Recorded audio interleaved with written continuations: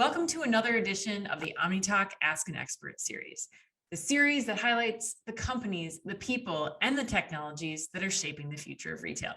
I am your host, Ann Mazinga. And I'm Chris Walton. And we are the founders of Omni Talk. Today, we are pleased to welcome back one of our all-time favorite guests and retail commerce protection expert, Signified's SVP of Operations and Corporate Development, Bennett. Bennett, welcome back to the show. Thank you. It's a pleasure to see you all again. We're pretty excited to have you back on. Absolutely. I mean, it's not every day we get to talk to a retail commerce protection expert. I think that's the coolest intro we've ever done. I'm so jealous of that title. Yeah. I like the protection aspect and the commerce side of it, and it's definitely in line with Signified's mission, which is to make commerce safe for everybody. So love it.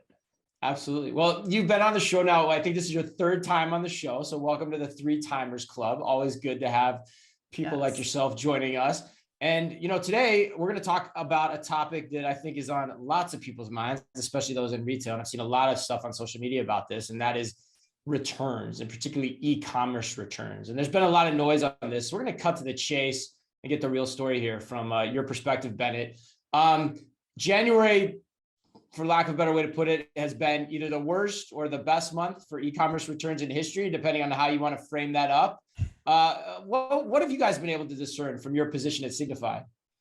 We call it the busy time of year for returns or reverse logistics. So of course, the Super Bowl of e-commerce is Cyber Monday, Black Friday, Singles Day if you're in China, for example. So you have those sale periods, and then after that, there's the kind of the baby boom effect of, okay, well, there was this, and then the people here, and then the echo, and we're talking now about the echo. And that is, all right, I got the good shoes, they don't fit quite right. How do I get them back? How do I get my money back? How quickly do I get my money back? Now I'm mad at you as a customer, and it's just totally fraught for the customer service folks, for the reverse logistics folks. Now it's, I chartered you a boat to get you these goods and you're not keeping them.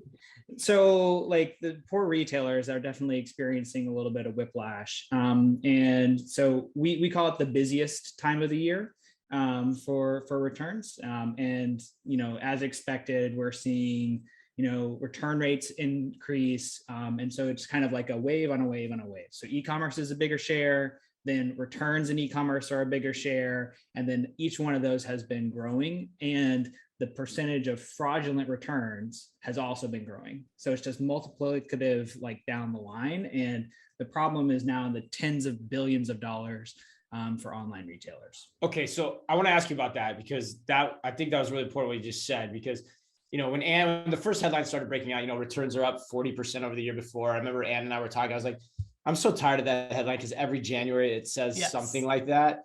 But you're saying that this year is different for two reasons, because you're saying the rate of return within that growth is up. And then you're saying the rate of fraudulent activity is also up, right? Did I hear that correctly? You're absolutely correct. Yes. And so if you think about e-commerce as a percentage of sales, everyone knows has been increasing, right? Right. It's taking more of the pie. Then naturally, e-commerce has had a higher return rate than physical. That delta has increased even further. Now, also, e-commerce returns have had a higher portion, call it 10 to 20% are fraudulent returns. People feel way more comfortable trying to steal when you're not interacting with a sales associate. It's easier for fraud rings to be able to game the systems when they're more automated, all those types of things. So it's kind of structural, then behavioral, and then structural again in terms of just multiplicative.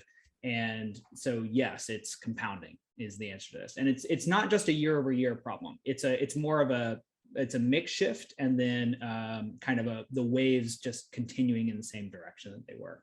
Yeah, mix shift and a behavioral change too. It sounds like in there too, or like a game theory change too. What type of financial impact does that then cause? How does that wreak havoc on the bottom lines?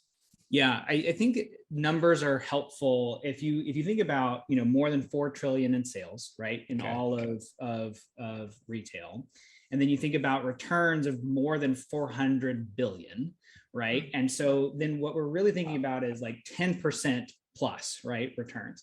In e-commerce, each one of those kind of factors of a percentage is double to triple depending on who you ask in terms of percentage returns. So like 20 to 30% get returned. Okay, then fraudulent is, call it 5 to 10% all of retail. And then in e-commerce, it's another double to triple that. So it's double to triple each time, resulting in kind of like 5 to 8x. So in the whole pie of the problem, call it 400 billion, the actual e-commerce losses get down to, call it 50 billion, right, a year kind of basis. So it's a giant problem, and growing much faster than the sales are growing. And so I think that's why a lot of people, when I talk to people who are like, what are we thinking about for my strategy roadmap for this fiscal year? Of course, most retailers have a fiscal year starting in Feb, March, whatever. A lot of them, especially the ones that are the largest, are talking to me about this customer lifetime value question, this refunds question, this returns problem. People are now just like we're past COVID. I have to figure this out because I'm just leaking money here, and I have to learn how to make money in this channel.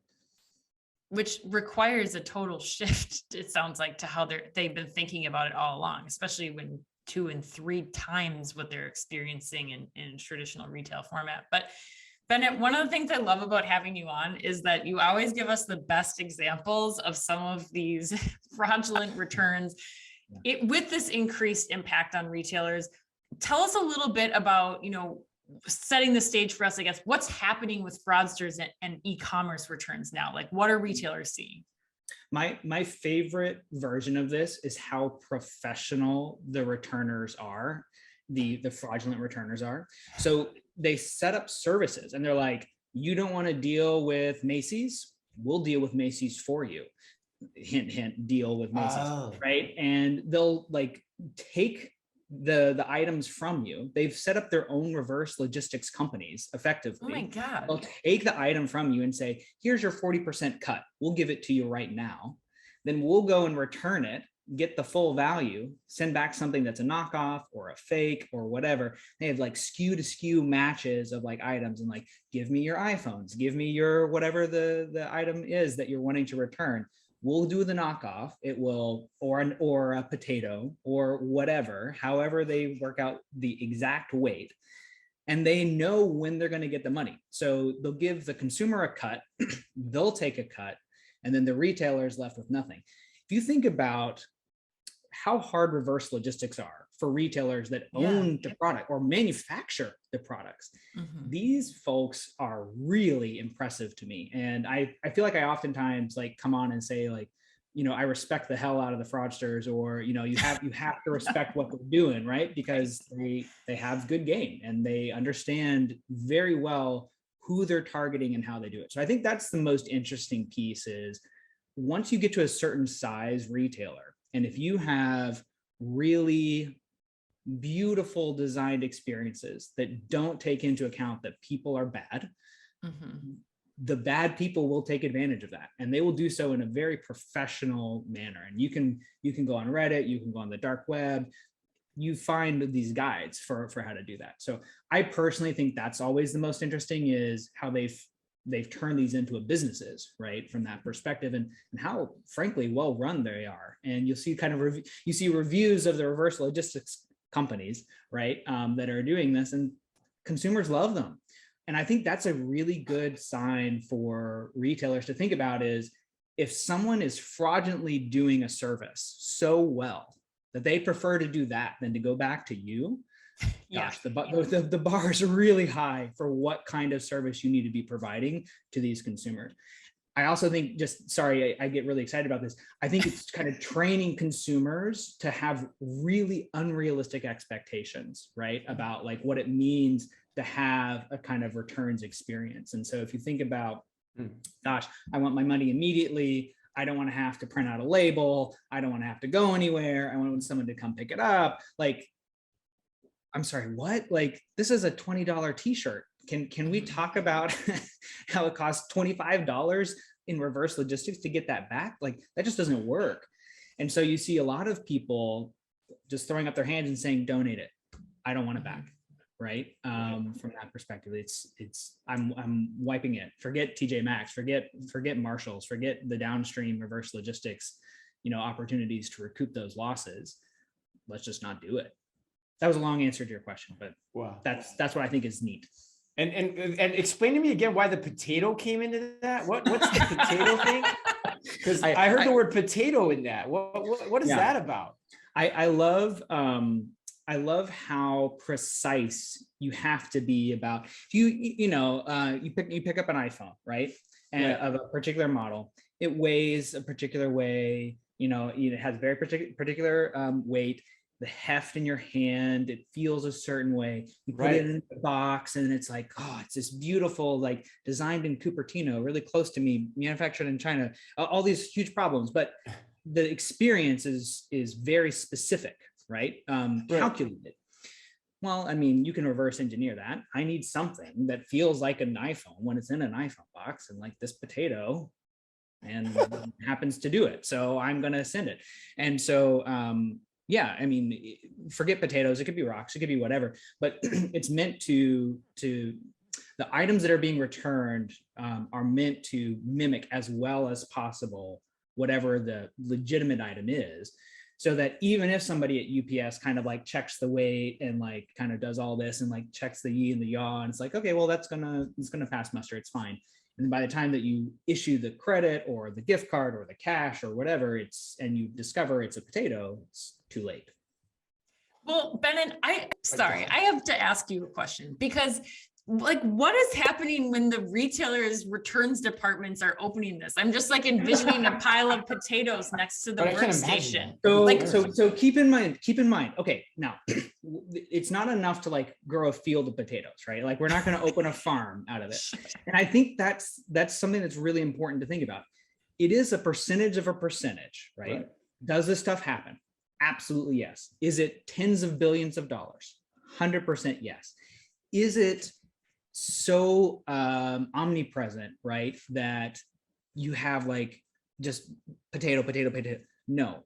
If it were that, you'd kind of like, you'd shut down the channel, right? Or you'd figure out who's doing this, right? And you'd shut it off at the source. Or you'd go to the FBI and you'd be like, I just lost tens of millions of dollars. Go figure this out. The fraudsters aren't dumb. They don't do that. They don't go in mass at like one facility or one manufacturer. They kind of do it enough to fly under the radar from that perspective. So in your example of like, I opened a potato, I opened a potato. Did you get a potato too? That's not happening. What potato, two, potato, three, potato, four? Yeah. It's like I'm the only one who got the smelly potato, and you all might have gotten actual iPhones, right? From that perspective, just statistically speaking, that's how it would work. So I think that's both. It's insidious though, right? It's not like you're going to just go in and steal 100%, because then people would shut down. You want to steal 7%, 15% at most, right? From that perspective of returns. And then it's like, I can't reverse engineer it. I can't shut you down, but I also am making money on my business. So I'm going to keep selling. I can't figure out where the actual problem is. That's how fraud lives. That's how you make a business, right? So you're saying the fraudsters know the thresholds by which they can operate, and oh my gosh, underneath those thresholds in a great, almost centralized and decentralized sort of way. Am I thinking about that right? You are so right. So an example that I can give, like consumer electronics brand we work with, had competing fraud rings, kind of like trying to do this, and like they had a gentleman's agreement, I guess, to basically quota each other's kind of theft, so that neither ring using the same attack vector would get caught. And then apparently at some point, one of them like blew the agreement and then ratcheted up activity. And then the consumer electronics company was able to actually catch them and stop it. So yes, again, I think it's just like people don't respect that this is how people make money, right? Like a lot of these folks just want to, they want to steal because it's a good way to make money, and they don't want to, kill the golden goose, right? And they just want to keep collecting the eggs. It's actually a really good business model. And they're just good business people at the end of the day. It just happens to be a business that's kind of nefarious, right? Yeah, that's exactly right. It is nefarious. It's super nefarious. Yeah. Well, so what do you guys do then? Like, how do you come into this process? How do you help retailers address these problems that you're describing? Yeah. So one of the main ways that folks are thinking about this is there's the pure economics way of how do I actually reduce the damage, get the goods, resell them, all that kind of stuff. That's one channel that a lot of retailers are doing. And then another channel is, hey, these fraud rings, these professional people, these consumers are flying under the radar. I can't figure it out myself. How can I make better decisions to protect myself and increase my customer lifetime value? So I think of it as like more a can I line and a should I line. So can I offer a return in a way that makes economic sense? And should I offer this particular transaction a return, and how? So we help, all of our products help with the should I line. But I think the can I is really important too, right? You have to think about, all right, should I offer a liquidator, or should I, offer a distribution center, or should I say, you know what, for this particular good, don't even try at all. Like just let the person keep it, because that's going to be better customer experience and better for the environment and better for your bottom line than to try to get it back. So that, I think, is a super interesting set of questions. Signify doesn't help with that, but there are folks that do. Signify does, I think, a very even more interesting question, which is like, okay, and how many times have you returned at any e-commerce place? Don't answer that question. It's a hypothetical, but you get the idea. Good, thanks. We know that, right? We have that information, right? And so that's not fully dispositive, but it is very helpful to know of, okay, well, and like, how often have you returned something and it has been a total loss? How often have you returned something and then come back and bought again and been an excellent customer with great customer lifetime value? If we know that, then we can help the next retailer say, hey, roll out the red carpet, or you know what, don't give that cash until you have the good back in your hand, right?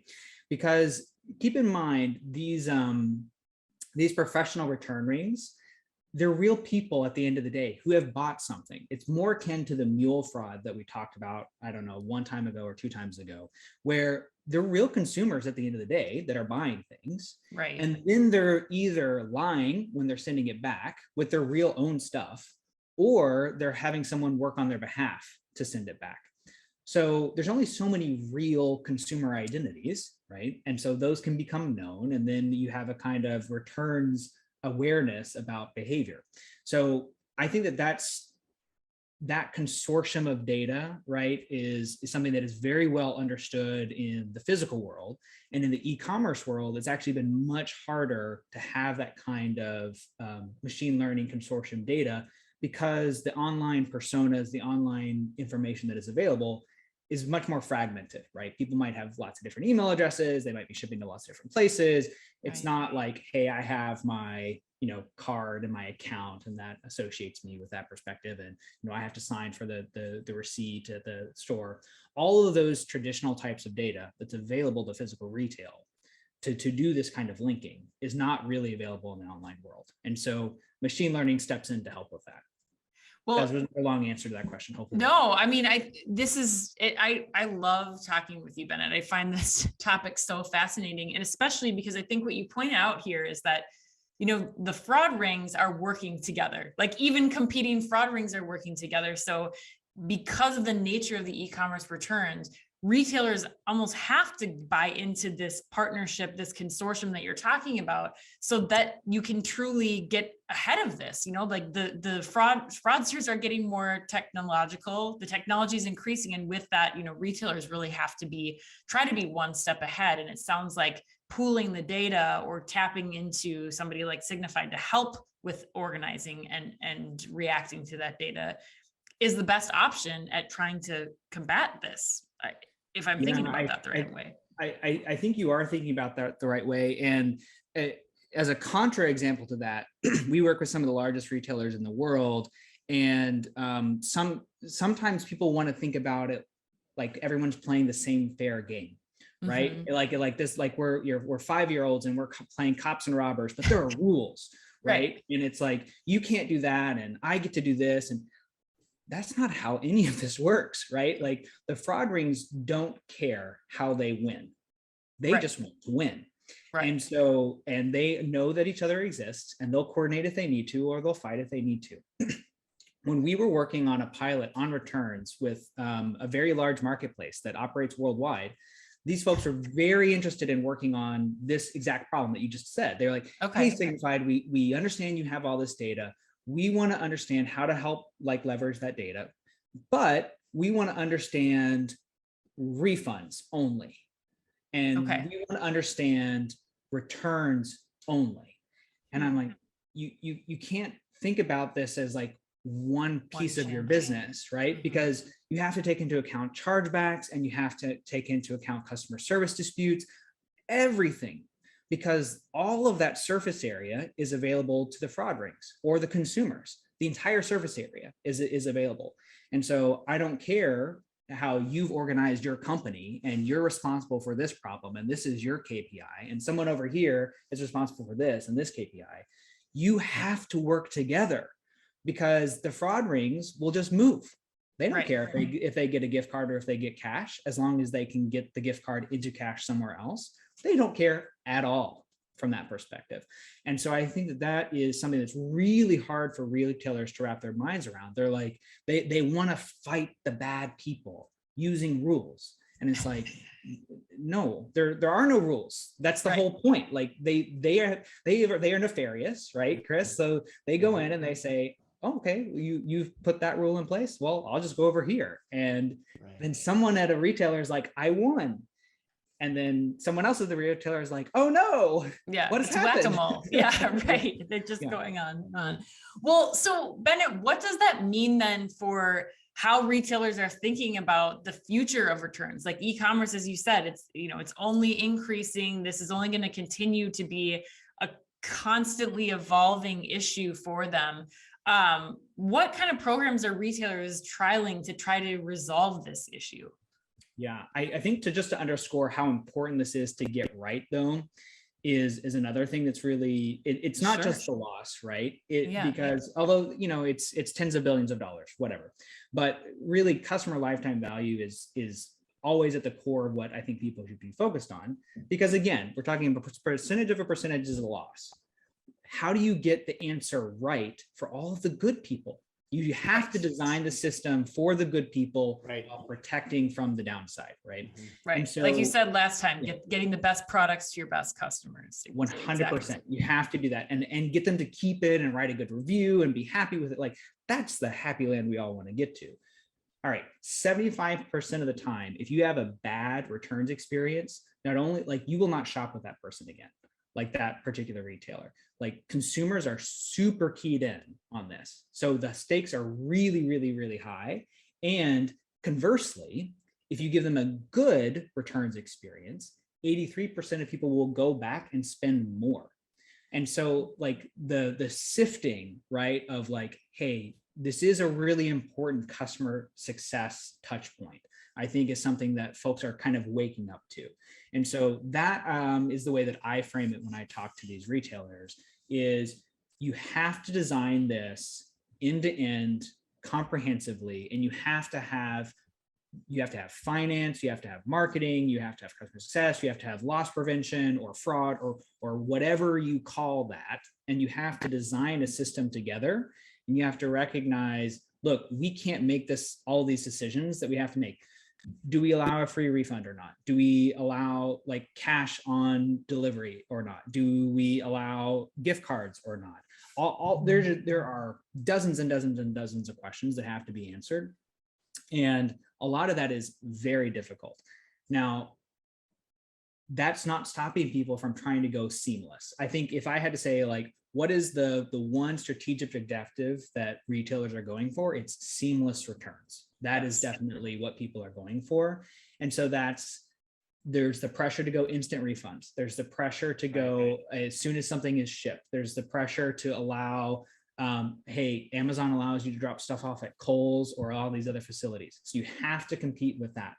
So I think that is the theme. And then in order to allow all of those seamless customer experiences, you have to have machine learning and data behind the back end to say yes, no, yes, no, yes, no, yes, no in transaction stream, because otherwise you don't get seamless. So that is what people have to do. And I think that the question then of like, okay, where do I direct this user for the most economic channel? And should I even allow this or not? Yes or no? Those are the two biggest questions of seamless in my mind that retailers can't otherwise answer on their own. Yeah, I mean, and just I think an emphasis too on how quickly that needs to happen now too. Again, it cannot be, like we've talked about in the past with you, human beings trying to process all this data, make a decision, and then say go. I mean, we're talking days here versus, seconds that you're able to accomplish with machine learning. Think about the SLA for funds release, right? So if you think about the SLA for when I'm buying something is how quickly can I get you shipping confirmation? How quickly can I get you the good? Do I deliver on that SLA? Okay. In returns, it's a very similar concept. Yeah. Okay. How quickly can I deliver on my promise of giving you your money back? Right. You wait 2 business days. That's an eternity in today's land. You can't do that. Amazon's offering it immediately. How do you compete with that? And I think before we talked about the couch, right? We talked about, hey, just tell me when the couch is going to be here. Right. Be transparent. Right. Just be transparent. You can't do that in refunds. Give me my money back right now. There is no, oh, well, we'll process this in 5 business days. Oh, no. That is not acceptable to consumers, right? From that perspective. Yeah, the other point I thought was really interesting what you said too, that's going to stick with me, I think, and hope it does too for the listeners, is part where you're talking about you can't use rules-based systems to fight things that don't operate on a set of rules, right? Which makes it tailor-made for the machine learning aspect of this than what you're describing. Yes. I thought that was pretty interesting. But I mean, if you could touch on that, like what are some actual on the ground programs you're seeing retailers try to do to combat what you're describing? Yeah. So the ground level product that we offer is, hey, we have basically an abuse score propensity, right? And you can threshold of, hey, if they're above this, then don't allow a refund until you get the item back. So right now it's all about modulating the customer experience so that you have the exact right amount of friction to stop the behavior, right? That is causing that. And you can dial that up and down. And I think that's the thing that retailers really need to think about in these systems is it's not rules-based, it's very dynamic. Fraud rings come and go. They don't care if they steal from this person or that person as long as they get the money, right? From that perspective. And so they're very flexible and they're very agile. So what people will do is, even if you set up a machine learning kind of environment and you leave it and let it run its system, you have to adjust the threshold of risk for there. And so I think one of the key things that people need to think about as they're designing this system is dynamism. It's not a fire and forget it and then move on, right? And maybe your business objectives are going to change over time, right? Maybe you realize, hey, this customer experience point is way more important to us than it is to the rest of the market. We need to be more lax here. Or, okay, we've actually seen some of these losses increase. Let's be a little bit more selective for a while and then drive the fraudsters away and then come back. This attack vector needs to be thought of much more similarly to how people think about fraud traditionally, right? I think everyone would say fraud is dynamic, right? And it comes and it goes in waves. No one ever has talked about returns abuse as like coming and going in waves and being dynamic. And I'm like, it's the same people. It's the same actors on the other side, guys. Like nothing has changed except how they're stealing from you. And so once you finally wrap your head around that, like, I think it's like, okay, well, that's why these problems are so similar, right? And you have to think of them similarly, and you have to design. So some of the best examples I've seen of stopping this behavior provide no friction to people that are good. And then you get this nice glowing reviews and like, hey, you get the return purchases, right? And you have to roll out the red carpet because that's what you need to do to compete. And then you have the ability to modulate the friction where you're unsure and stop when you know it's bad. And those are the best, like that's the best heuristic I can give of you don't overreact. And I think we've talked about this too as well. Like, don't shut down the system, right? It's working 85% of the time. Let it work 85% of the time. Focus on the 10% of the time that it is kind of not good, and the 5% of the time that it's questionable, get better on that, right? In terms of sorting it. So that would be my answer to your question. I hope that's helpful. No, that is helpful because it calls to mind something you had a conversation with an NRF, like the red and the green customer. You're saying, be very cautious of the approach you take with the green customers. Those are the people you want to make really happy, and then be dead on aimed at the people for sure are the red customers, the nefarious customers, using that example again. Yes. Yeah. And clearly, I think you said it's dynamic, Bennett, but I think that's even an understatement. I mean, this is something that you need to have tools in place in order to solve, with the speed at which this is changing and the speed that, the fraud rings are figuring out how to attack retailers, how to find a different angle in. Bennett, as always, you have just enlightened us. You've taught us so much. I know the people listening are probably, going to have lots of questions, a lot to let sink in after this. If people want to get access to the reporting that you've put out on returns, which I know is going to be coming out soon, they want to get in touch with you or Signifieds to figure out how you might be able to help them. What's the best way for them to do that? Yeah, so the data that we put out is signified.com/pulse. And we have up some holiday data that's just really interesting. The holiday season had some interesting points back and forth. And then as this return season matures in February, we'll have some updated data on returns. And that's signified.com/pulse. And then you can always email me, Bennett, BENNETT @signified.com. And I can point you in the correct direction if you want to talk. I love, in case it's not clear, I love talking to people about these types of problems and helping them see things and saying, I've heard of that before, or that's a new one, let me learn all about it. And then I'll help you figure it out. So that's what we do. One of my favorite qualities about you, Bennett, you're very excited to talk about this all the time. We always have a great conversation with you. That is Bennett, Signified's SVP of Operations and Corporate Development. On behalf of Chris and myself, be careful out there.